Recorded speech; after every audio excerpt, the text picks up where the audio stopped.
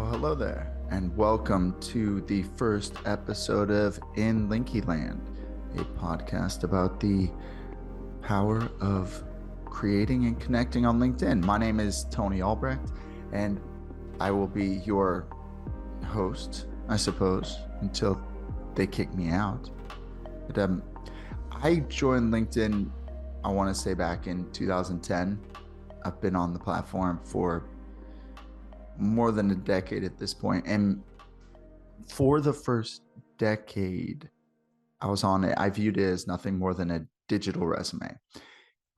I was an attorney, and it was where I would say where I was working, have my little headshot, have a paragraph in my about section saying the type of law I practice, doing my best to make it sound more impressive than it was. And I never posted a single meaningful word. If I posted, it was resharing something from my company or doing the whole "I'm pleased to announce here's my new job" thing. And I decided to leave the law last year in 2021. And part of my new role with Mission Matters Group that I crafted with the CEO and a friend of mine, Josh Aranda, was that I needed to learn how to do LinkedIn. And at the time, I was, that's fine. I'll learn to do LinkedIn. But I had very little in the way of expectations or hopes. My expectation was that it was going to be work. And what I have found has really blown my mind in some ways, and frankly changed how I think about my professional trajectory. There we talk about it in this first episode, in this conversation I'm having with Mathilde and Sam, about how there's this matrix-like quality to this platform where so many of us spend so many years on it, with it being the world's most boring social media platform. But there is this whole other thing going on if you can just find a way to get into it, to just open the thing up a little bit and step to the other side. You know, like taking the blue pill in in the Matrix. I think it was the blue. Was it the blue that woke him up? Anyway, so I did feel like I suddenly had this new experience of LinkedIn that was so much more enriching and nourishing and interesting and fun. I, I've started posting as of January of 2022, more or less daily, every weekday. And when I left the law, on the day I left, October 22nd, 2021, I think I had 368 people in my network, almost all in the law, an industry I was leaving, and I have hopes of not going back to. And today, where I'm at is, I've posted out of more than 150 times this year, I think. And my network has grown to over 4,200 at this point. So in the 9 months since I started trying more, or 10 months maybe, I started poking around more, like in November. It's my network has grown tremendously. I've made real friends off LinkedIn. I'm partnering with Uplink Marketing and Evan Chastain on producing this podcast. He's a dude I connected with on LinkedIn back in January, and now we're friends and we make projects together. So I offer all that as a preface and an intro to this podcast as a whole. Um, I know the name's kind of stupid, in Linky Land. That's by design. Is Look, it's social media, and let's not take ourselves too seriously. But that said, these conversations are going to be serious conversations where we're really getting into stuff that matters to us. So, goofy name, I'm sort of goofy. This is not a goofy podcast, I don't think. I think it's going to be um, really engaging. At least that's the hope, right? Um, the way I think about this podcast is it's for two groups of people, largely speaking. One is for LinkedIn nerds, so to speak, people who have taken that blue pill and now spend a lot of their time engaging with other people from LinkedIn. I think this podcast will provide a unique opportunity to hear those people talk about stuff that um, they maybe don't talk about in their content, or in, if you've heard them in other contexts, other podcasts. The second group is for people who are wanting to gain more traction as creators, or are wanting to start making more stuff on LinkedIn. We're going to do a lot of stuff around helping that happen um, in some interesting ways, I think. Oh, and I should also mention that my content, whereas before this year I had never posted a meaningful word, um, I just passed 2 million impressions on my stuff this year, which is a substantial number to me. But it's less, you know, a debate that always goes on is, do the numbers mean anything? I don't think that number means a whole lot in and of itself. The main thing it means is that uh, two things. One, I've showed up consistently, which is huge. And two, that if you are able to do number one, then you can grow. That people will find you. The people who want to hear the stuff you're talking about can find you. Uh, and that growth can compound over time. So, with that as a preface to this whole venture, today I'm talking to a couple people who were two of my original crew out here. Uh, they were two who came to mind immediately when I thought of this podcast and what I wanted it to be. Mathilde Bernard Funderburk is an entrepreneur from France who's been living in the US. We get into her story, and I first ran across her back in February related to an idea of hers that LinkedIn is like a village, and she'll describe that in a little bit. But that was part of why I wanted to have her on. Great story of going from corporate to entrepreneurship, how she's leveraged LinkedIn to do that, and really just all around delightful person.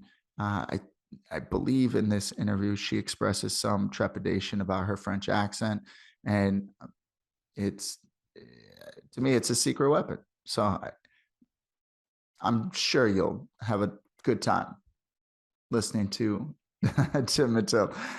And then Sam Browne, a man who almost needs no introduction due to the way he was shot out of a cannon earlier this year, with his style and his really strong branding. Sam's an entrepreneur from New Zealand, and before this, one of his businesses is findaband.nz, and he was in a band, a rock band. I'll probably have to include a link to a video, like one of his music videos, in the show notes just for good measure. Sam and I connected, I want to say back in January, and he's been one of my real supporters out here, and we've gotten to know each other pretty well over the last 7 months, and he's just got a ton of stuff to share about how to create compelling writing, how to build a functional business. And I think he really understands how to have the power of LinkedIn help build a presence where Sam shot up to over 10,000 people in his network very quickly. And so the benefits you can reap from that, although both these people know about the benefits, which is part of why they're here. So all that being said, let's get to the conversation with Sam and Mathilde. Hey, welcome to the In Linky Land podcast. Thank you both for being here. Yeah, okay. Thank you. Thank you so much. Thanks for having us. We have not been talking up to this point. We just started the talk, so. Yep. We are off to a killer start. Yeah. Before we dive in, how about just your name, what you do, and where you are sitting in the world? My name is Mathilde Bernard Funderburk, and we call me MBF in the LinkedIn village. And I am actually a dream architect. This is how I love to call myself. Project manager at Base, and I actually have a company that helps people to build their dream business, dream lifestyle. I help them with process automation, just finding the great deal from their business and just, get the dream rolling. And I am currently seated in South Carolina, which is actually a beautiful weather right now. That's why I'm looking over the window. We have really nice sunset in Spartanburg, north of the state. But I'll be very soon in France because I'm going to start a big trip because I'm going to travel around the world, and we're starting with France. And I'll be soon in your home, actually, next year, Sam, in New Zealand for a few months. So. Oh, good. We should get the room ready. I know, right? Yeah. Yes. We'll be happy to have you. I got my. Woo, that's fun. I want to do that. All right. Well. So that's me, and I'm giving the floor to you, Sam. All right. Well, thank you very much. I am Sam Browne, and that is what they call me on LinkedIn as well, as Sam Browne. And so I'm an entrepreneur.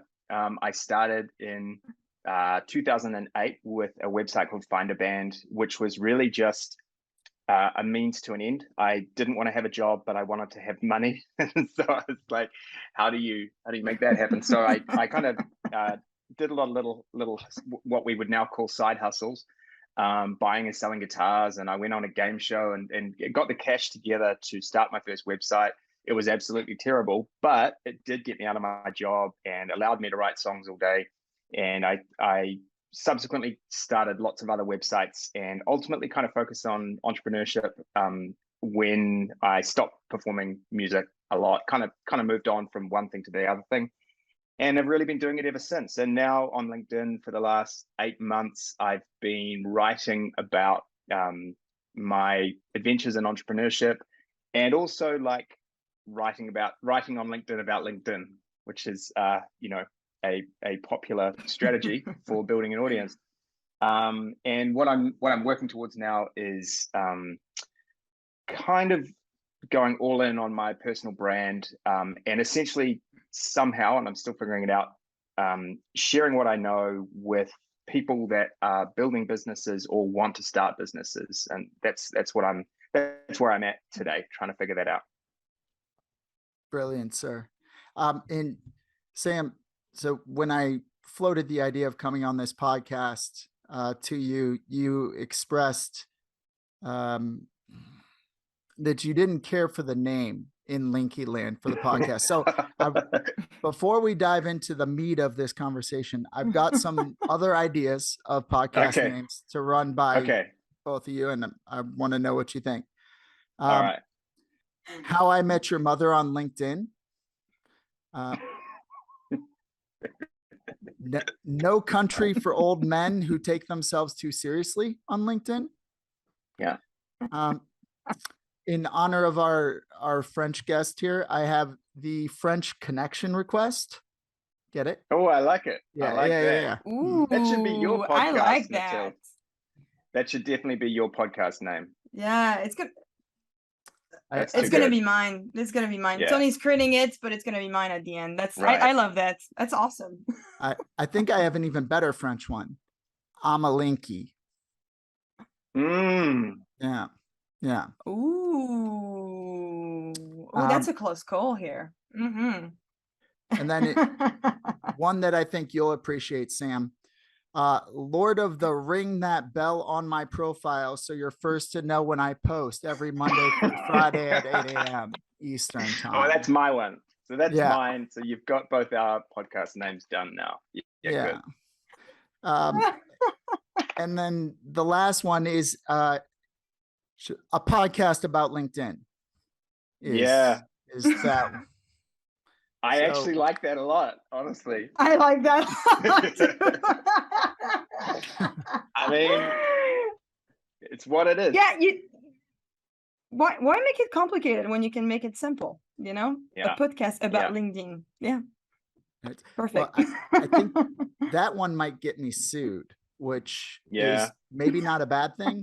Maybe not a bad, but I do appreciate both of you coming onto this first episode with me, where my idea for this podcast is just, as I started this episode before this conversation, saying, I've been blown away by the power of the platform and the quality of relationships that I've developed over the last now about 11 months since I started paying attention to LinkedIn after 10 years of just totally ignoring the platform.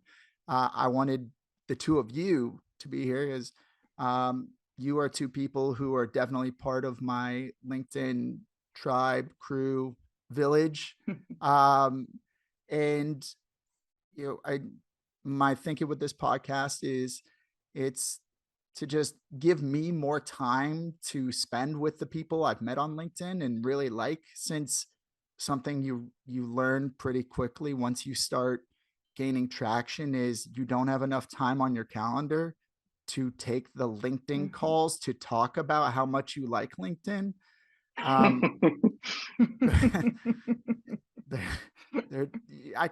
We could do that for 40 hours a week, right?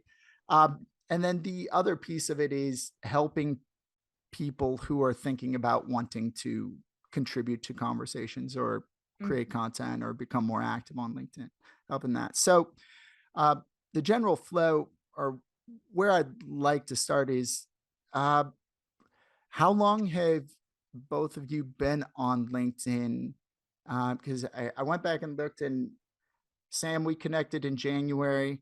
Mathilde, we connected in early February, I believe. And so what was your pre that life on LinkedIn? Like, how long were you here? And then at what point did the platform change for you both? Mathilde, you want to take that first? Yeah.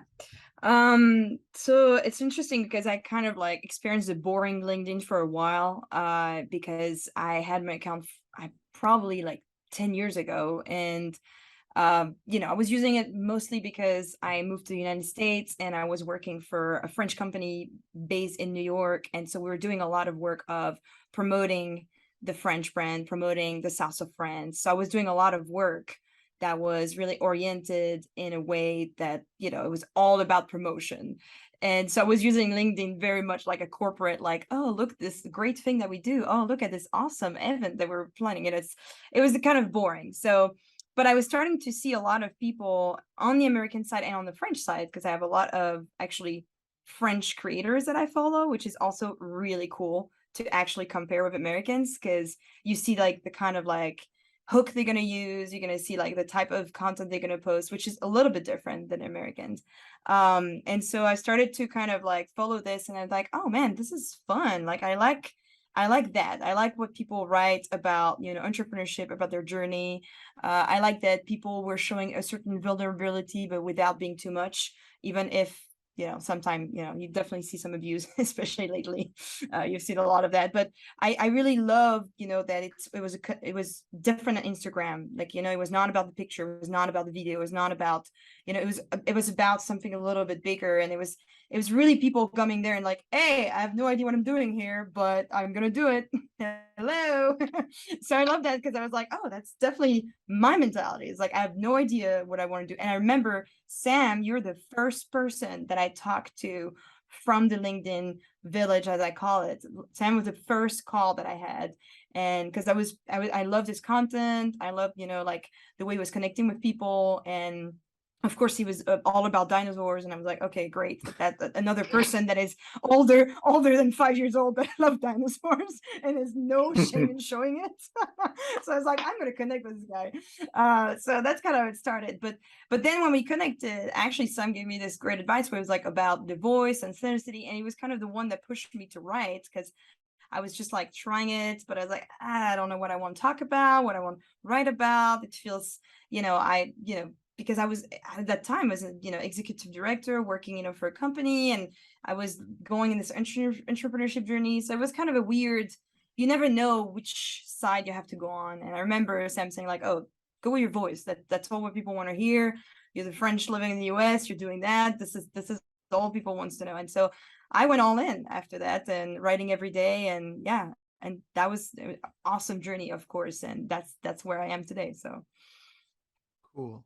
And how long were you actively using it in the boring sense, while you were with that company? Probably, I would say over 10 years, because I started in France when I was applying to go to the US. I was using a lot of LinkedIn to kind of like I was definitely using it as a networking platform already, but it was really not about posting or commenting, none of that. It was all about searching a name, going there, talking to the person, so it felt kind of like unnatural, it felt almost like a prospective kind of thing, and I didn't like it. But I would say over 10 years. That's how I used it. Right on. Cool.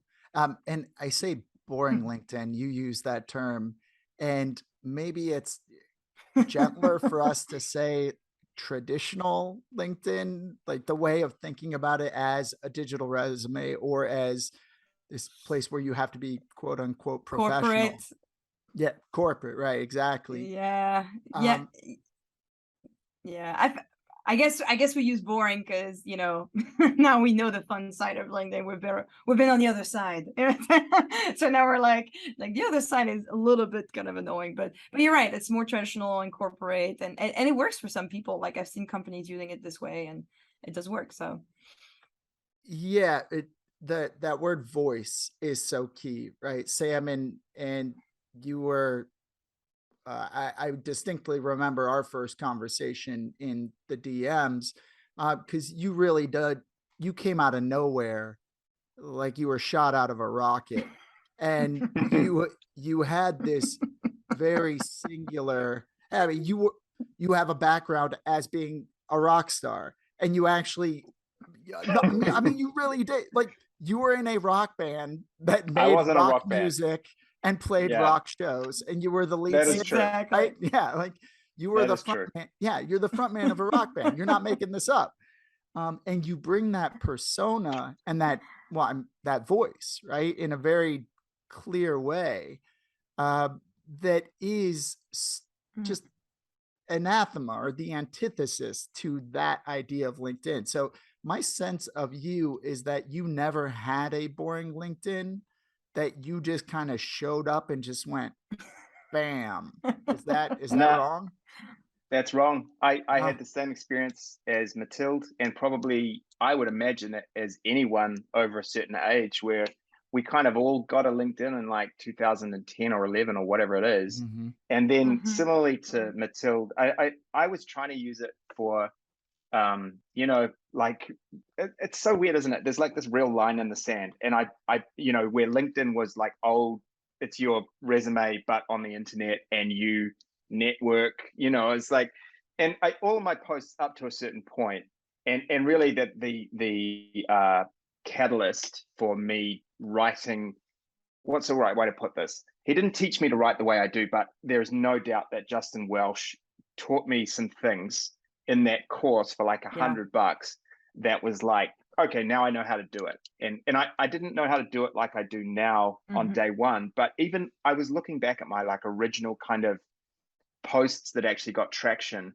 And even then, there's a lot of stuff that I did then that was still pretty good. And that's Justin. You know, I have to give the guy credit that he, especially things like headline stuff, where, you know, the most important thing is getting people to actually click and say, I want to read the rest of this. But I digress. The 10-year thing was my exact experience too, where I was just another boring person on LinkedIn, and I would try and add people that I wanted to sell, you know, my live band services, as in my agency services too. And of course I'd be ignored because I had, you know, 150 connections or whatever. And I had no idea how to do it. You know, it's like, I just wrote about this in the last couple of days, like almost no one knows how to do LinkedIn. You know, the people that do, there's 1%. Oh, you guys do, I do. And then obviously there are much bigger creators than us with 50,000, 100,000, 500,000 followers. But those people that are kind of anywhere from about 50,000 up, it's a tiny, tiny fraction of people. And almost everybody, 99 and 100, has like, you know, 700 followers that they've accumulated over 10 years. And they kind of, they show up in the comments, but they don't want to write a post. And then when they eventually do write a post from time to time, where they're like, I'm pleased to announce this, or, you know, like, oh, I just got a new job with X, and it gets no engagement. So then they think LinkedIn doesn't work, and the cycle kind of continues. And it's almost like, you know, getting past that threshold of like, oh yeah, now I know how to do it. It is such a complete game changer where LinkedIn becomes a completely different thing to what you thought it was up to that point. That's really well said. And that's so true. MBF alluded to this almost like matrix-like quality about LinkedIn, that it's a, once the platform opens up in a different way, like, what the hell is this? Like, and where has it been? Did this always exist? And I was just totally unaware of it. I heard that it didn't. I heard that it changed in, I think, about 2018. Don't quote me on that, but it was when they introduced creator mode, and they kind of realized that people in business wanted to, you know, kind of, for want of a better word, blog on their site about business stuff as a means of networking. And I don't know if that was, I believe that's when the current CEO started, and I believe that they had quite a shift in strategy. But look, I'm kind of a little bit foggy on this stuff, but there's certainly, it certainly feels like LinkedIn is embracing the creator economy a lot more, and realizing that that's a great way to get people to engage with it. Because up till that point, it was, even now, it's known for being this very bland, very dry place, except for those who know better. Yeah. Go ahead. I was gonna say that actually it's so true, because I realized that when I told, like, you know, a few people I'm talking to that I met through, I don't know, Instagram, or I met through Facebook groups, or from other, you know, networking groups, and I tell them like, oh yeah, I'm on LinkedIn, I'm a LinkedIn creator, and you know, I create everything. Like, oh, okay, like for them it's like, all right, good, you're on LinkedIn, you know, like I am too, you know. They don't really understand. And that's so funny you're talking about metrics, because it felt exactly like that. It's like you open this door and you're like, oh my God, there's a bunch of freaking cool people around here, and you guys know a lot of stuff, you know. Where were you, you know, where were you for so long? And for me, it started to, you know, invite you guys. You were like the first people I connected with, and then you connect with more, and then you see, wow, this people writes cool stuff, this person writes good, you know.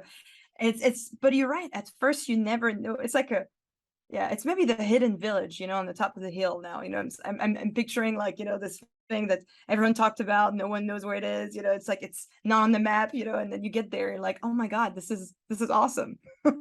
You see, we can have a Lord of the Rings vibe, you know, the lunch to thank you. I appreciate that. So keep me included. I really appreciate it. If you don't make it relate to hobbits, I'm sort of a little bit at sea. I'm like, what's she talking about? And like, you know, that's great. I know. I knew it. I was gonna try to make sure to bring in a Flight of the Conchords reference as well, since that's Oh, thank you. yeah, that's my favorite Kiwi Mine too. reference point. Yeah, So yeah, good. yeah. Actually, interesting story about them. They tried to, before they went to New York, or the US at least, they tried to get funding in New Zealand for the exact show that they eventually made. And you know, there's a lot of support for the arts in New Zealand where you get funding. And they were widely rejected. They couldn't get anywhere. New Zealanders were like, no, it's not going to work. Then they went to America and HBO funded it for however much and made them both international superstars. So there you go. That's so There you funny. go. And now they're both on LinkedIn. Right. Thank you. Yeah, but That was bringing perfect Yeah, segue. both on LinkedIn. bringing it back.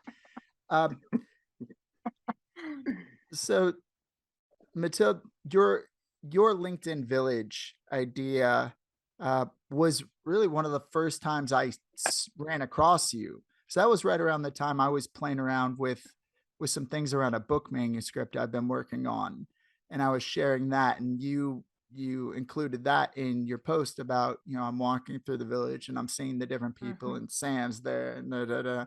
Um, and that dynamic is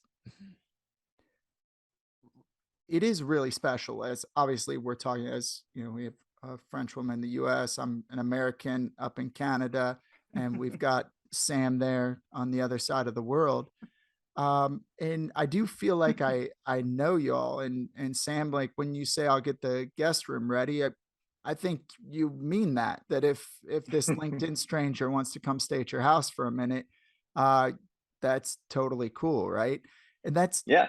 it's such a peculiar thing that I've never encountered on any Mhm. social media site or really Mhm. anywhere. And I I'll ask the question this way: do you have a sense of what it is about this platform that allows for that level of engagement and connection? MBF, how about you take that one first? Perfect. Um, yeah, it's very interesting because you're right. I think I never really felt that level of connection with people outside of LinkedIn and outside of real life. Like I feel like Instagram.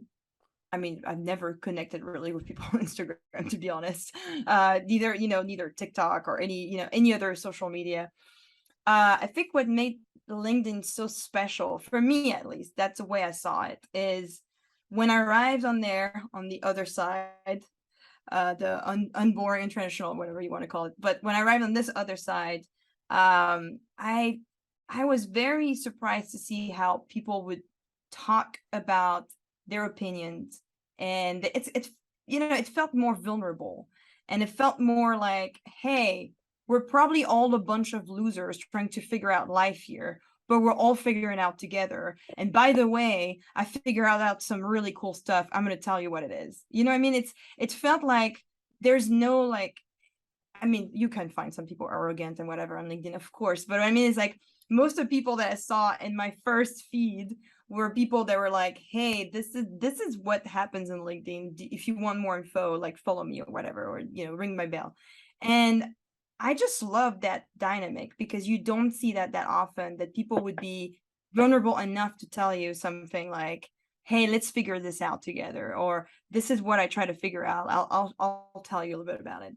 And people in the comments, that's, I don't know why, but in LinkedIn, I feel like people give a real answer. We're joking about this with Sam. Remember the first few times, is like, it's a post and a comment. Like you basically leave a post and comment and some stuff. Like it makes you spark an idea and you're like, oh yeah, and by the way, I'm going to talk about this. It's like a whole thing, but people actually gets into it. And then you're like, oh great, that's a new idea for a post. People actually enjoyed it. So it's for me, there's a dynamic that you don't find in any other platform. And I think the second for me, that was also that it was the feed, the way, at least when I started, I feel like now things are a little bit different because there's a lot of people, and I got a lot of DM now, and which is great, but it's a little bit more overwhelming than when I started, which is a little bit manageable. And it felt much like, oh, I connected with Tony, I talked with Tony, and Tony's right here. Oh, I talked with Sam, and Sam is right here. And so it almost felt like you're going, and that's where I thought about the village. It was like you're going to the coffee shop. You ever watch like shows like Gilmore Girls, Friends, all those shows, American shows, where they go somewhere and they all know the characters of of this village. They all know the character around them. It almost felt like that. It was like, I knew this person. We had a conversation, and they're right there telling me about how they, won money at a game show, or how they were a rock star, and how, they're writing a book. So then it felt like, wow, everything is real. These people are actually real, and they're sharing some intimate things about their life. And that's, for me, I never saw that anywhere else online. And you're so right. I feel like now, like, Sam just said it, like guest room, and Kristen, for example, in St. Louis, we became really close friends. We sent each other care packages. It's so funny how you actually get really close to people in a way that is totally outside of the realm of social media. Like, it goes beyond what social media was actually even like built for. I do believe that, because it's people are like, yeah, we're actually real people. We're actually going to talk about real things. It's not going to be just pictures and videos and whatever. So that was my perception, and I think that's the beauty of LinkedIn, and that's also why the idea of village came to my mind. It was really like seeing these people in my feed felt like I was seeing them, like I was going on my walk, and I was saying hi, because at that time, you have to know also, I was walking a lot because pandemic and everything had to be like always outside.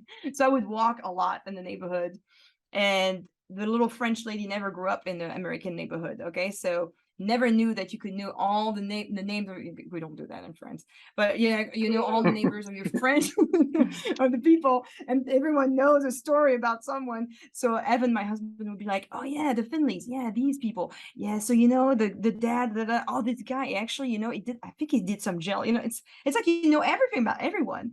And I was like, this is so cool, this gossiping Simon is like, that's awesome. So you're walking, and that's the same. I was walking, and I felt like I could see Tony right there. I could see Sam right there. It was the same feeling. So it's kind of like also how it started the whole thing of the village in my head. That's how it felt. Sam? Yep. I mean, Mathilde's covered so much. That was such a great answer. So I think what was the question again, Tony? So the question was, what is it about LinkedIn specifically that allows for that phenomenon that Mathilde just described so beautifully? Right. Yeah. So I think one of the, so there's a few things about it. One of them is this: you don't get judged on LinkedIn for the quality of your appearance, or it's really all about what's in your brain and how well you express what's in your brain.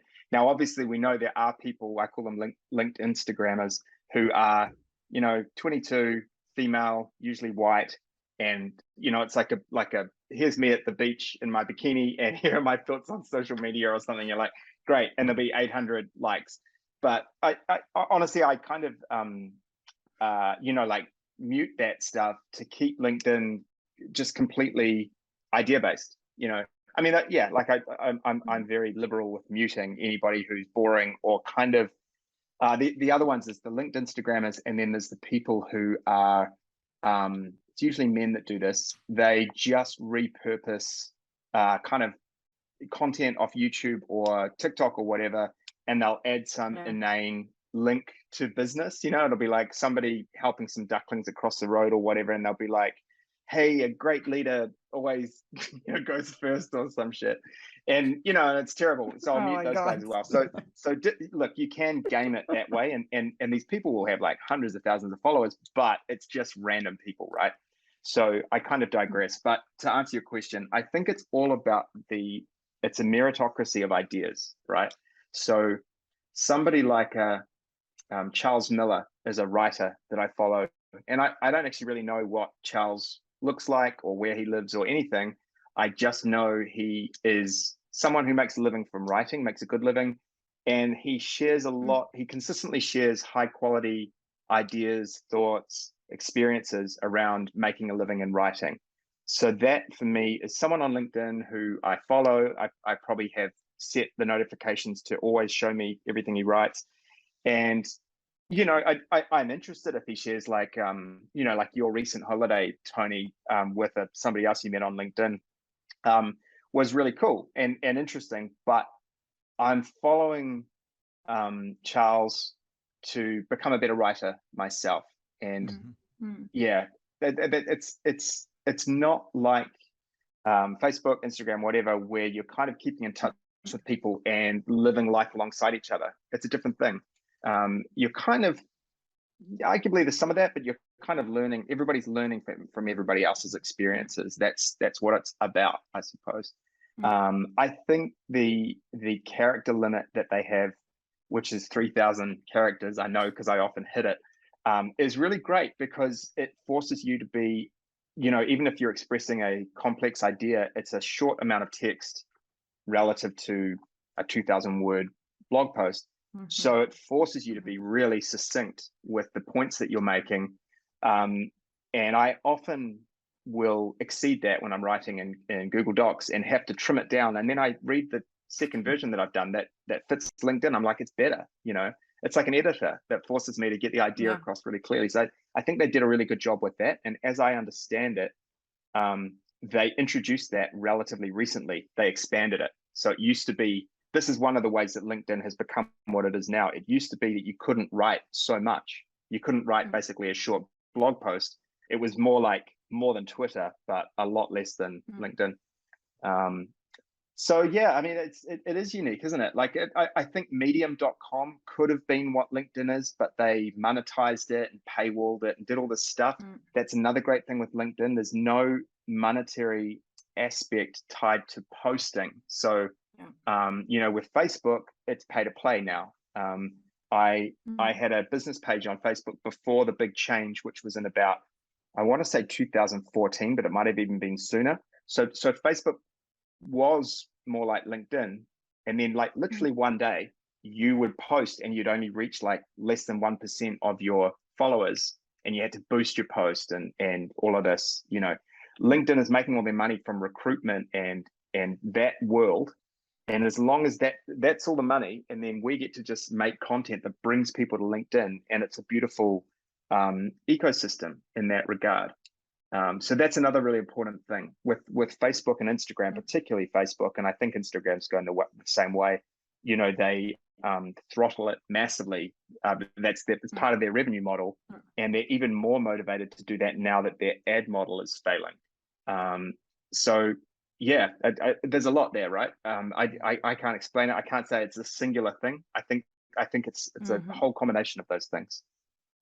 That's really well said. And yeah, I find that when I look at, and I barely look at Instagram or Facebook at this point, but it feels like it's all stuff from either people I know from real life or ads. Like that's all it is.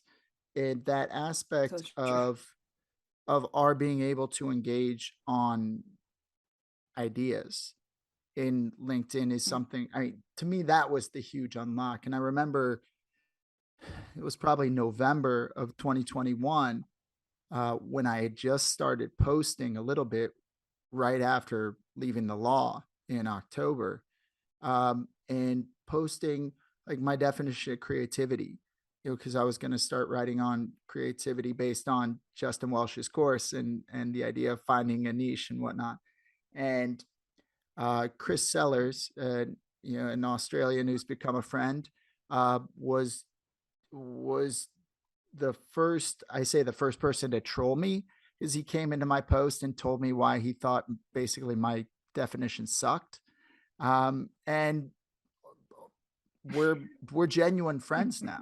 Like we've spent hours together on Zoom. Like we DM on a weekly basis. Like I expect we'll meet in real life at some point. And it is because we both love the same stuff that we started talking, and I've never run across that on any other platform. So it's what a wonderful thing. I did want to get a thought from y'all on something else, which was, if I am somebody who's thinking about trying to get more involved, the lurkers, as they are called, and as we've touched on, it is like less than 1% of people who are on this absolutely massive platform who actually contribute to conversations.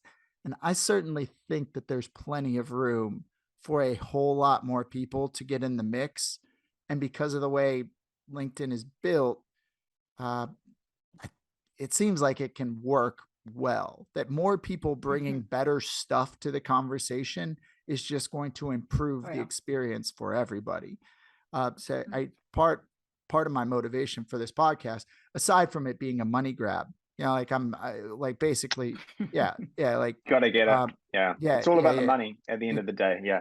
Especially when it comes to podcasting. I saw what Joe Rogan got to go to Spotify, and that is what I'm aiming for with this one. Good. But it is to just encourage people to start making more stuff, which is sort of my jam on LinkedIn when it comes to creativity anyway. So what's a tip or a word of encouragement you'd have for those people? Sam, you first. All right. I've got a couple of things, couple of ideas around that. I mean, to answer your question directly,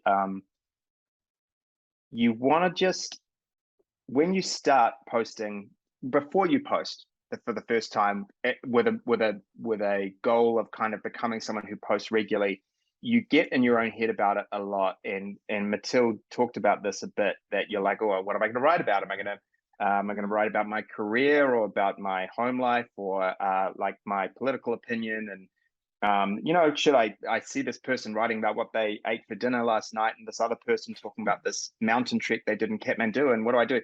And the bottom line is this: when you first start, your first posts will probably be, in hindsight, not that great. And you want to go into it. This was very liberating for me. You want to go into it knowing that either nobody's going to care, nobody will see it, it's not going to do anything, it's not going to harm you, it's just going to like basically not exist on anybody's radar, or it's going to go well, people are going to see it, but only because it was good and people commented, liked, shared, etc. So there's no scenario, really, very rare, where you would do a post and it's terrible and a lot of people see it, unless it's really terrible, like really offensive. If it's just everyday stuff, that most people are writing, there's no danger of your reputation being damaged, or you being diminished in the eyes of your friends and colleagues and so forth. That's the first thing. The other thing I would say is this: people ask me, why did you do it? Why did you start writing on LinkedIn? What did you want to get out of it? Like, what are you selling? Where's the link to your product? And the short version is, you don't actually know when you start all of the benefits you're going to get from LinkedIn. You talk to anybody with followers in the thousands, they will be able to reel off lots of benefits they got that are not things that you would have realized when you started. And the friendship thing is the biggest one, that you don't realize. I genuinely have built a social network, so to speak, on LinkedIn of friends like yourselves, who, I mean, Tony and I talk almost in the DMs like almost every day. We anytime either of us does anything, the other will give it, in terms of a post, the other will give it attention and thought, and the response will be, like Tony had his book recently, and I'm going, this is amazing, Tony, what a great achievement. And we were joking about the typo in the artwork, which I thought was so amazing. It's such a LinkedIn moment, like, oh, you got to take action even if it's not perfect. Anyway, so yeah, it's that's a rambling answer, but yeah, it's so worth it is the thing. It's really painless when you get it wrong, and I still do get it wrong. Sometimes I'll still post and it won't happen. Nothing bad happens. And if it's good, it's really good. And if it's amazing, it's like you get all these knock-on effects from it. So I'd really encourage anybody who's kind of on the fence about it and maybe scared about how they'll be perceived, just realize it's never going to be, there's literally no negatives to this. I hope that's right. I think that's right. And I certainly endorse everything you just said. That yeah, what's the worst that's going to happen? Although I could see there, I was concerned back in my litigation days, although I say that, but it never even occurred to me to do what I'm doing on LinkedIn now then. But I do think I actually might have gotten in trouble for some of the things I write about, because I write about things like my alcoholism, and Right. basically how I spent my 20s as a degenerate, right? And I do that very openly, where as a litigator, I could see a partner sending me an email saying, that makes the firm look bad, right? So I would add that caveat, but I don't think many people are in that boat. And you also can choose not to share stuff like that, and get started and start to feel your way through. So, MBF, how about you? Yeah, and actually I was gonna say something about what you just said. I think you're right. I think people do not really care. Like, I was an executive director for a region of France, so I was linked to political people. Like, I was directly in touch with the president of the region. If they hear me, hello. And I was learning all the things that they were doing that I did not agree with. And that was part of why I left also. So, so I said that in some of my posts. You guys maybe didn't even see it, it's like, because you don't see everyone's post every day. But I even talked about that, about, the poor political game they've been playing. And part of me was like, it's very delicate. I left like a year ago. But I really think that what can they do? I mean, like, at one point, I mean, you said an image, whatever, but I don't think they can really do anything. You're talking as a person, and as also your own opinion. And that's also the beauty of LinkedIn that we were talking about earlier, is that you can have your strong opinion and say what what you want to say as a person, and not as a brand or not as a company. It's actually a personal voice. So and so I guess for inspiring people to start, well, I will give I'll give advice. Actually, Sam told me when I wanted to start, is like, don't overthink it too much. I think part of it here is just do it. If it's something that feel right to you, just go it. And if it doesn't feel right, just try it out. Just do a few things. You write a few. I remember my first few posts was like really short. I was trying it on. I was doing just a few things, seeing if, and then even the village, when I actually wrote this post, I felt, Mathilde, it's so cheesy. Oh, it's so cheesy. I was like, it's so awful. People are going to just make fun of me. And I was like, you know what? I'll just do it. I'll just do it. We'll see. And then there's like all these comments coming from everywhere. It was like, really? Like, people like that? Okay, cool. I was like, all right. There is more where it come from, so we can keep going. But it was funny, because I think, like, we have such a, and I talk about this often actually, because it's kind of part of what I'm teaching people also online and my businesses, and as a coach, what I teach entrepreneurs is the image you have of yourself is so misshaped, is so wrong. Like, we all think, like, me, different side of me, I'm like, what am I doing here? Like what the hell? Like, people really want my advice? but then people come to me and they're like, man, you inspired me so much with that. You inspired me so much with this. That was awesome. And I'm like, really? Me? I inspire people? And it's because we have such it's misshaped image of ourselves that it's so tough, and so that's what I want to tell people. It's like, don't worry about it, just go for it. And like you said, Sam, I think it's a great advice. It's like, we don't really care. I mean, like you said, unless you're really insulting someone publicly, but otherwise, if you're just here to talk about something that you wanted to express, go for it. You're actually probably going to be surprised of how much support you're going to get. I know my first few posts, and I talk about it with Tony, is, I talked about the fact that I lost my best friend when I was 15, and it kind of inspired me to follow my dreams, to push myself always further, to when I was in the fear of something, I was like, all right, I'm gonna go for it, because someone died, me, I'm alive, I'm gonna freaking do it, and it's and I think part of this, when I posted this, I was in fear of talking about that because it was such a big part, but I was seeing part of also a way of working through it, like posting on LinkedIn is also something where you work through things, you heal through things. And because it's not just about the idea of connecting, it's not just about, the whole money chaser, whatever. Yeah, of course, it's cool if you can make money from LinkedIn. That's awesome. But what I mean is also behind that, you're making something a bit more powerful, is that you actually heal from something and you help other to feel like, oh, okay, I can actually talk like this. I can actually say things like this. Maybe it's going to help me, cure some stuff that I need to. And for me, that was also one thing that when I was this lurker, when I saw things like this, when I saw posts like this, I was like, that would feel good to talk about that actually. So, and I think that's what I think these people need to hear is like, if you have things you want to talk about, go ahead. Maybe you'll get a few PD likes when I heard some people use that term, but I think it's kind of funny because it's true. You'll have some, I like you, but it's still there and people are still encouraging you, or the opposite. You could get like a lot of comments and a lot of support and a lot of DM. And then you'll be like, wow, what happened? And that's what we call like going viral, basically on the Instagram, in the LinkedIn world, on the social media world, I was going to say.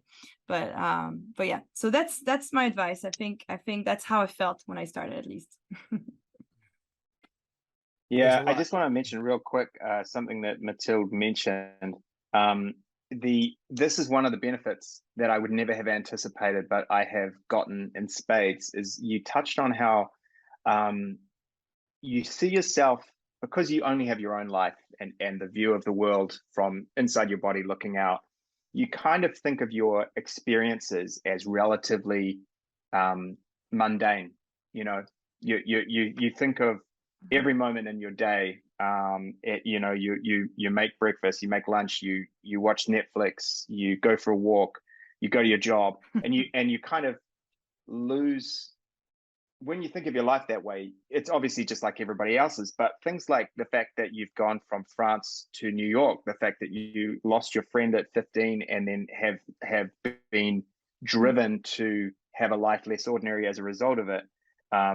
Tony spent time in a Ghanaian jail, and he was a lawyer, and now he is he's this creativity thought leader, and he is working on a new business. And for myself, with my music background and various businesses, and you realize, the point I'm trying to make is, you realize from the feedback you get in the comments over time, you realize how valuable and useful and unique you are, and what is.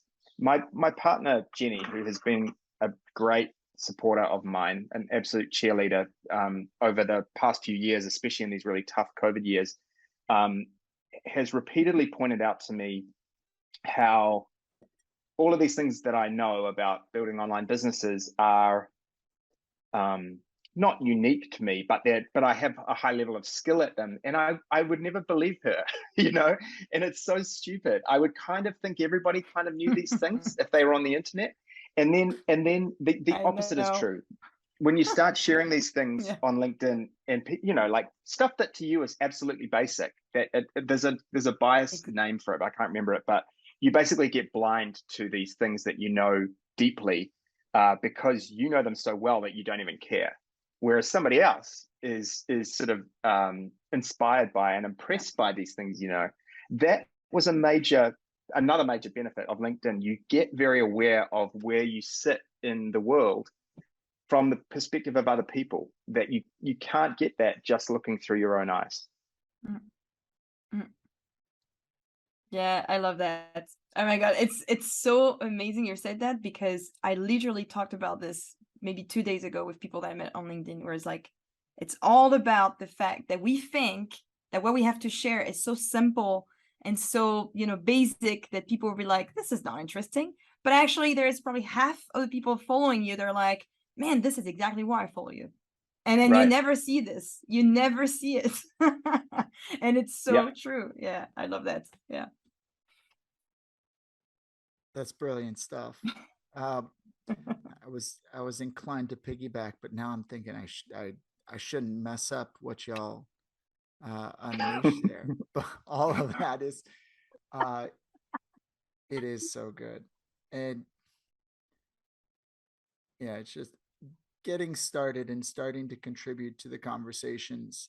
Uh, it really does just, you know, as Sandy said, there's no real downside to it. It's just, it can be all upside in a way that you can't know until you start putting stuff out there. How do you think we've done for our first episode of this thing? You think has it gone okay?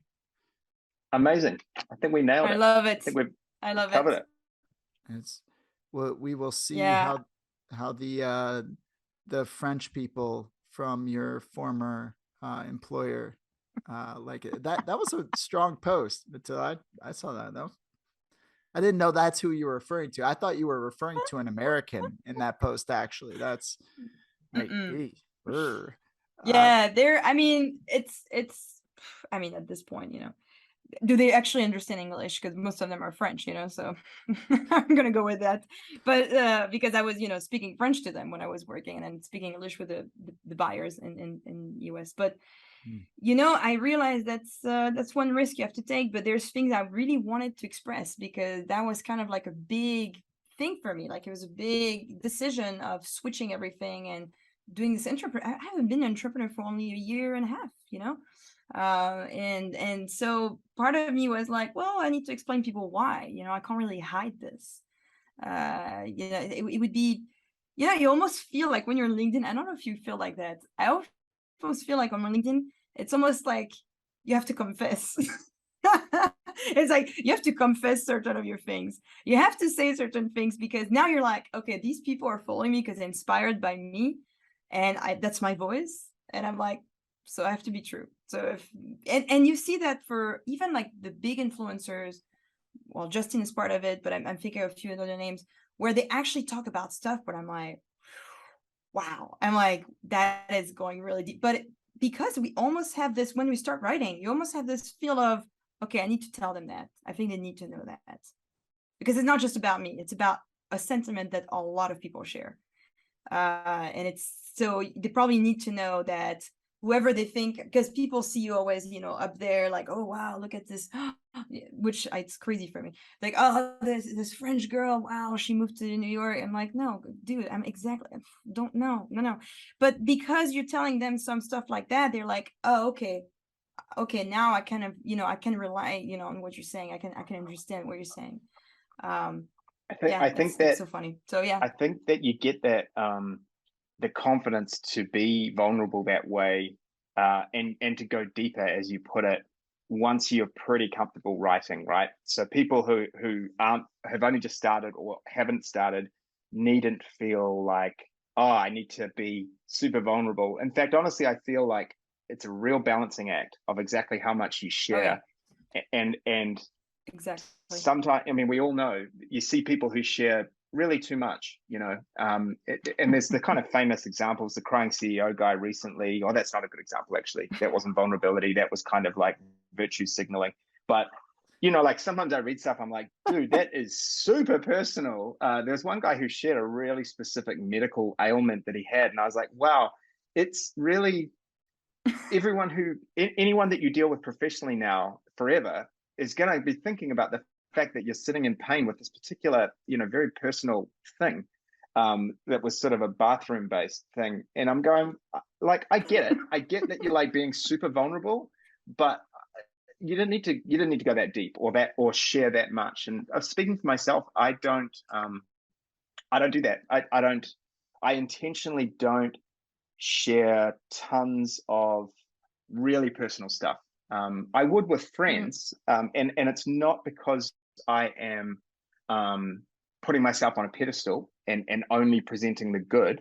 I do share like kind of professional failures and stuff, but not stuff that I'm trying to think of what the criteria would be, and I really can't put my finger on it. But I intentionally don't go anywhere near as vulnerable as I see a lot of people doing. And I sometimes question if it's really helping them when they do that.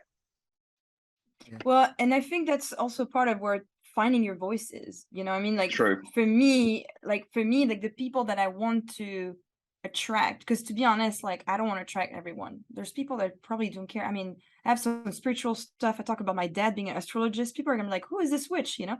But part of me is like, that's who I am. And I want to attract people that feel like, oh, she's vulnerable enough that we can feel like that, but usually it's one sentence, and the rest is all about going into the why, the things that, you know, the message really that way I'm trying to carry.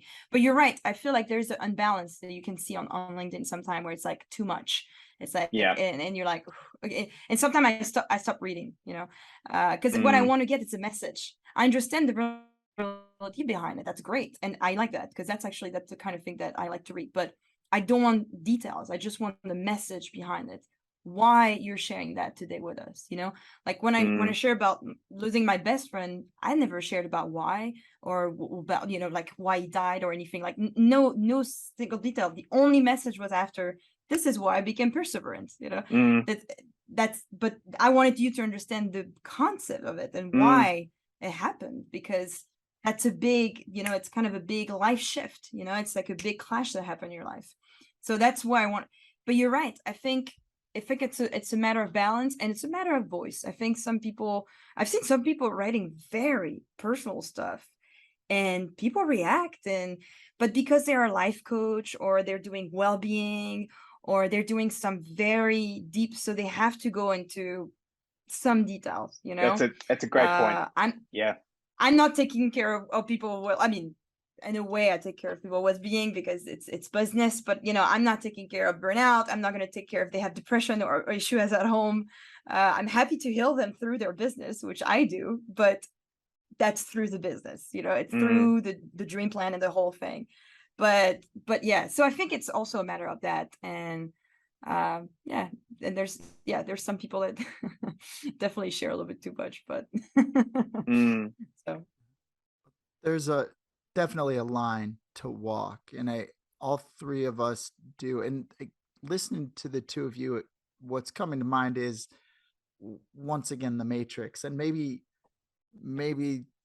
there's a choice that is the two pills, and the one is how we used to think about LinkedIn, where it's you're buttoned up, you are quote unquote professional, you're not sharing anything vulnerable. Exactly. You are instead trying to do the opposite. You are instead trying to show how smart you are and what an expert you are and how much you have your shit together. Yep. Right. Whereas the other pill is being a real human being. It's just being real. It's saying things that matter to you, not just because you're trying to impress other people. And you know, we're all just trying to figure out where that line is, I guess. Yeah, really sorry, you go for it, MB. No, I was just gonna say I like both. Like I love the guy that shows up and like a few lines and they tell me an idea and I'm like, man, this is so freaking good. And then I love the person that, you know, Augusto is a person that I love, you know, that I've been in contact with, you know, and we talk often. And so, you know, part of him like sharing a lot of more personal stuff in the last few months. I love that. You know, I love that because, well, also because that's kind of a feeling that I like to see as a reflection. You know, someone has like over 10,000 people following him and talking about, you know, being an expatriate, which is for me, of course, talks a lot. And, you know, like sharing a lot about, you know, personal matters and how to be with your family. And it's not his job. You know, he's not a coach, you know, I mean, he's in business, but he does that because for him, that was his way of really connecting generally with people. He made a lot of friends. And so I feel like it was the same for me. It was like, I really want to connect with people genuinely too. I don't want only to connect just for business. And Kristen was, you know, that we both know with Tony, is like that was this person. It was like this great friend that was not just about, you know, finding just my advice. It was also about, you know, I don't know, this genuine connection that was coming. So I think there's also that part also that is important, I think. Oh yeah. And Augusto will be on episode 2 of this podcast. So something to look forward to. Sam, you were going to say. Love that. I was just going to say, it just got me thinking about, why do we post? And it's like, sometimes it can be quite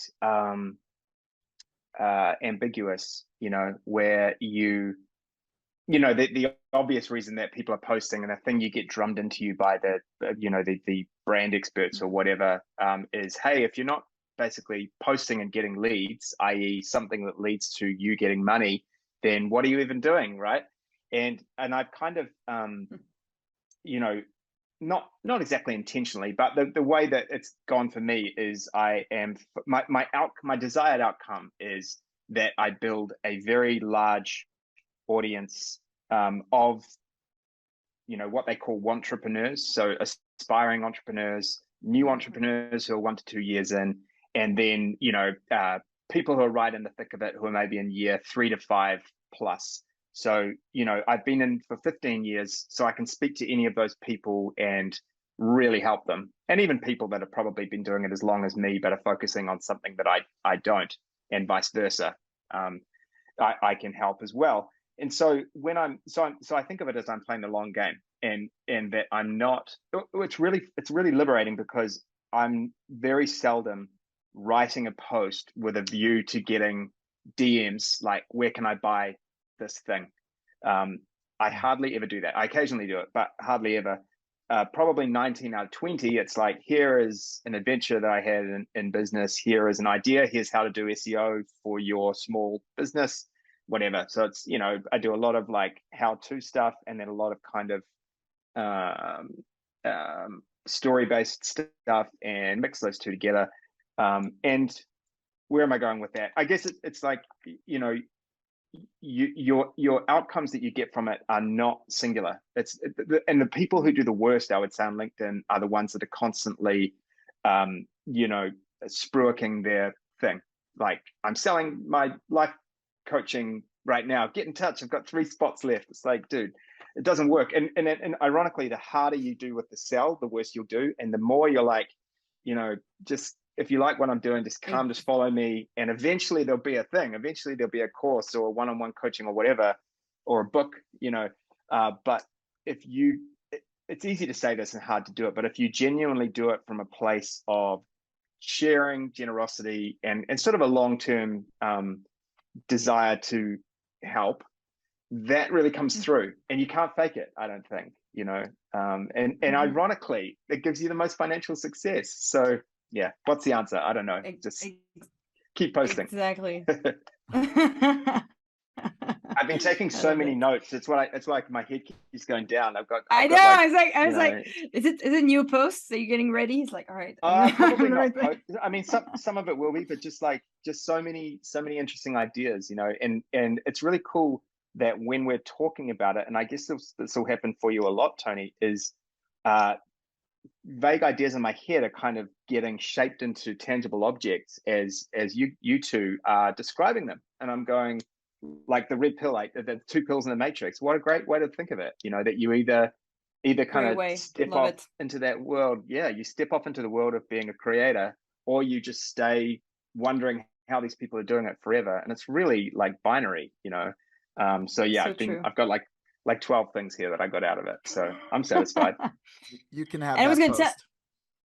I was gonna say one of you have to write it, but I was gonna say, Sam, one thing that I realized, for example, for you, as I've been seeing you like growing a lot since the beginning of the year, is that anything you get out, anything you're gonna create on LinkedIn, you're gonna have a huge fan base going behind it. You have no idea. I think you have no idea of the impact you have on LinkedIn.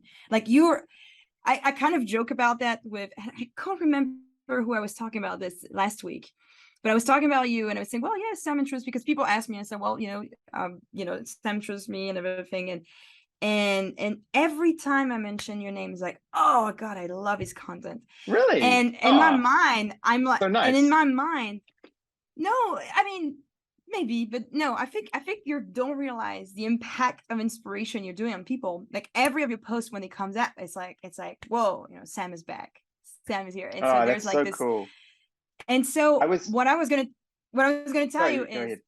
anytime if you want to talk about my passive income brain, is like it's like I have thousands of ideas of stuff you could do that people I do. would go I would love to. in. Yeah. But because I think you don't realize the impact you're having on people, and it goes for the same for Tony, but Tony already did his book, so he's set. but, Yeah. but Tony, it's no, because it's, you don't realize, both of you, I think, the impact you have on LinkedIn, because you've been here for a little while now, and you've been posting about things that people relate to and need advice on. And the way you're going to activate that. So Tony's doing great with the book right now, and Sam, I'm sure you're going to come up with awesome stuff. But it's like the way you're going to activate that is really where you're going to show people this is exactly how you did it, because you're not doing it in a way to just chasing the money for chasing the money. You're just doing it in a way, and I actually wrote a post about that. It's like it's funny how you realize that when you stop chasing the money, you start chasing like something that feels a bit more aligned with yourself, like a little bit more in a dream. And I say the word dream because it's my word, but it could be anything you want, alignment, whatever, passion. At that moment, that's where the money comes in. And I keep telling this people, and people are like, come on, this is so cheesy. I'm like, go ahead. I'm like, please prove me wrong, because I will prove you wrong, and you guys are proving wrong to everyone. Is like, oh, we're chasing the money word, because at one point they saturate. There's a depletion of energy. People just can't go for it because they always look for the money. They're not looking for the thing that makes them vibrate, and that's the beauty of LinkedIn. I love that, and I loved at the beginning of the. You've mentioned it a few times, and honestly, it's really heartwarming, and I appreciate it so much that you keep referring to our call, which I remember, and I guess at the time you were just getting going, and then you really took it to heart, the whole thing of like, your I made a note about it, like your content themes, or it's almost like if you were describing yourself in kind of 5 phrases to someone, and obviously that's an oversimplification of any of us, but for LinkedIn purposes or for personal brand building, it really simplifies if you go, I'm French, but I've moved to New York, and this and this and this, and you got what, something 5, 10, whatever it is, some handful of things. Mine would be, okay, music, entrepreneurship, New Zealand, the stupid tagline, like this little combination that you can sum up a personal brand on LinkedIn as being this thing. And it's so cool to me that conversation we had, you kind of took that and ran with it, and you've been going ever since, and you've built your own brand that way. I haven't really thought about it since. And as you say, it's so cool that I don't realize the impact, and you're making me go, you only realize this stuff when other people specifically tell you, and it can be it can be not exactly lonely, but it can feel at times very demanding of you. I've had periods where I have written, for an hour every day, and my posts are always so long, which is, a mixed blessing. It means it's really time consuming to make them. So lately I've been doing like 1 or 2 a week, and then just kind of let them run. And it's not enough, but when I was writing so much, it can feel like, well, what am I doing? Why am I doing this? Why am I doing this? And it's only later you go, oh yeah, I got all of these benefits out of it. So it's pretty cool to hear. I really appreciate you sharing that the impact that it's had on you. I'll add something, because you're talking about alone, but imposter syndrome thrives in isolation. Like, it's going to thrive if you're alone. So more we spend time by ourselves, more the imposter syndrome have better chance to come back. And so that's why these, exchange podcast, whatever, I'm talking to like an average 4 people from LinkedIn every week, either people, potential clients, or people that just, I thought, ooh, I like this person, I just want to talk to them. But because I realized at one point, I was like you, I was like, man, it takes so much time. But then I realized if I don't do it, then I go back in the spiral. Of not knowing if I actually do an impact on people, if actually what I do is good. Even if my clients, because I have monthly clients, so it's people I work with, they're like, oh no, you're awesome. But I'm like, I still, it's still not there, because I need to grasp that what I do is actually inspiring. And so you're right. If you don't really have the information, or if you don't ask, Like I've been starting to ask people now. It's like, did this really help you? This is supposed to really help you, because this is where you need to get the information from. And so you're right. So, but imposter syndrome definitely thrives in isolation. So we need to be a bit more out there sometime, even if we. I was thinking, I wish we had a call like this with all of our little village, like, once a week or something. Even if, some calls you're just sitting listening, it's a very different experience to just reading their posts and then DMing them, right? It's a much more human experience. Yes. Much more opportunities, much more experience. Yeah, I love that. And did you guys then talk about that? I felt like Tony talked about you guys wanted to create something with the creators, or I know you guys had ideas to do something like this, but I don't know if that ever took off. Or yeah, I think you would know if it had happened, MBF. I don't know. That's not happened. You see yet. What? There is an idea. Again, I'm like, the idea exists. Yeah. Maybe we probably put too much pressure on, like, turning into a whole thing, right, Tony? Like, maybe we should have just gone, look, let's just have like a standing, let's have a standing Zoom call that you can join it if you want, and if you don't, that's fine too. Yeah, I like this idea. And so I'm doing a Q&A live next week with 3 other people. And this came out exactly this way. It was Valencia that I started to talk with because I really love her energy, and we started to talk. And she's like, I just want to do something where I can answer people, because what I want to do is answer questions to people that have problems. I love that. I love problems, solving problems, entrepreneurship, especially on passive income, or people are like, of an idea, like, oh, I want to monetize that. I have no idea. That's my jam. Like, go ahead, hit me. So I said, like, I would love to do something like that. And so she goes, you know what? I have 2 other people interested about something like that. Let's just do a live. And we basically, no kidding, call ourselves the group, because we don't even have a name for what we're doing. We're just like, this is the group. We're going to have to do a live. We started to like do some post about it, but it's going to be fun. Definitely encourage. I don't know Sam for your hour, but it definitely encouraged you to come. But it's going to be fun. It's going to be fun. It's going to be simple. And we kept telling ourselves every time we wanted to do something more complicated, every time the idea was, we're like, nah, simple. We're always coming back to simple. It's all about our process mind. I'm a very process mind, and Valencia too. So it's like always process. When you create a process, it's always the simple. If it gets too complicated, it's out, because you already know it's going to be too. I knew you were going to show up. We're not going to do it. You were going to start talking about your product, Mathilde. I knew it. And here's the sales pitch. That's why she's here, Tony. That's why she's here. She's selling systems and operations. Damn it! I was completely fooled. Well, we got to the point of the podcast where I was gonna ask, as sort of a dismount. Obviously, where people can find you is LinkedIn. LinkedIn is a place people can find you. But is there anything you're looking to let people know about that you've got coming up? So, MBF, when is that Q&A? So the Q&A is next week. I don't know when you're going to actually post that, but yeah, September 20th. So, okay. but we'll have others. So it's not, but yeah, it's yeah. And I'm going to do more stuff like that. I like to show up. Actually, I like to just show up and start talking to people, because I feel like it's cool. It's fun. I just want to have fun during my weeks, and not just always be on my computer, like doing client work. So it's definitely going to be one thing. And to answer, I'm not doing only process and system, promise. It's actually my other business that I don't advertise at all. But I have to say, and I'm going to give a lot of credit to Sam. He found me an awesome client just by tagging me one time on LinkedIn. And I just started with him. But it's my other business, so I never advertise on it, because we don't really need returns. I think everyone needs process, so it's not too hard to find clients. But the real heart, the real little Mathilde that needs to like do dreams and stuff, that's the one she advertised, because that's the one she really wants to give her opinion. Love that. But yeah. So. Well, I'll tell you what, Mathilde, I could see us doing another episode on that. I could see us doing another episode. I'm interested in tapping more into what the LinkedIn environments look like in other countries, specifically in other languages, non-English speaking language.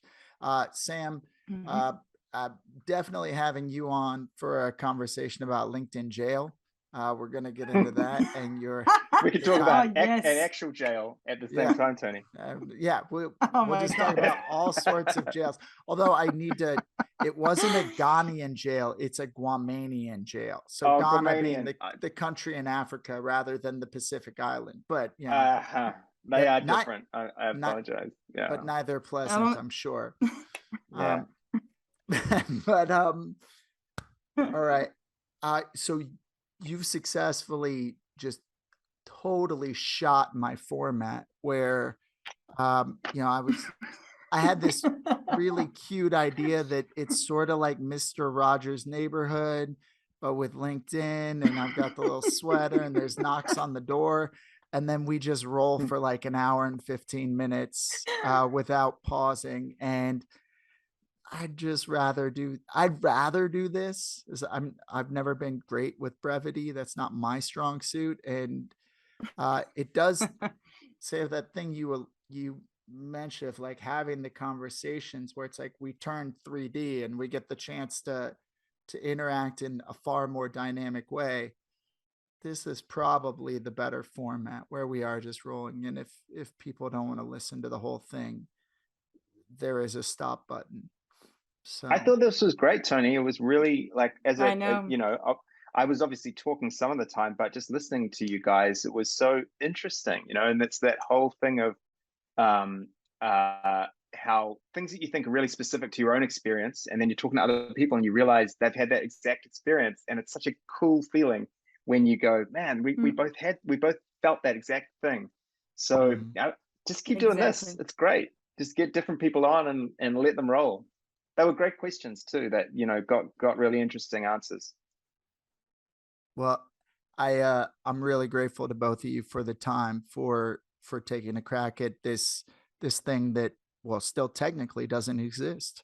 I really appreciate your faith in me to do right by y'all. Any closing messages before we call it a night or a day on this thing if you're in New Zealand? I feel like we covered it all. Let's LinkedIn done. I know. Yeah. It's awesome. It's just awesome that the three of us are a different part of the world, and we just met. We just talk about really cool things about our journey. It's just awesome. So thank you, LinkedIn. We'll do a little bit of promotion for LinkedIn, Thank you, LinkedIn. So you can learn more about LinkedIn at linkedin.com.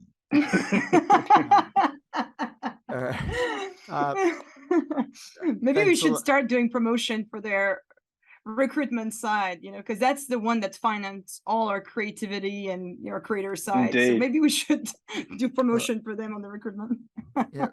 Remember what I mentioned about the money grab? That's perfect. Yep.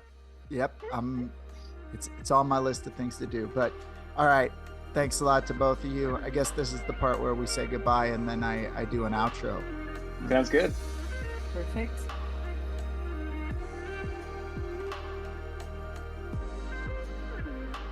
All right. So the original idea on this podcast, even going into that conversation, was that episodes would be about 30 minutes long.